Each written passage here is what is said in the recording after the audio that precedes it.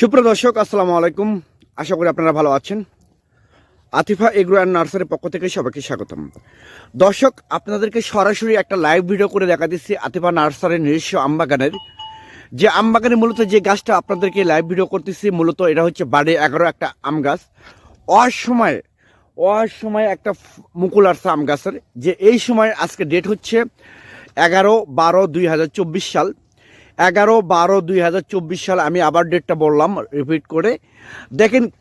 দেখেন গাছটা কিন্তু আমি ছাড়াই করছি, গাছের ডালপালা কিন্তু আমি ছাড়াই করছি, কেটে দিছি। সেই ডালপালাতে প্রচুর মুকুল এসেছে অসময়ে। এই গাছটা মূলত একটা বাড়ি 11 একটা আম গাছ।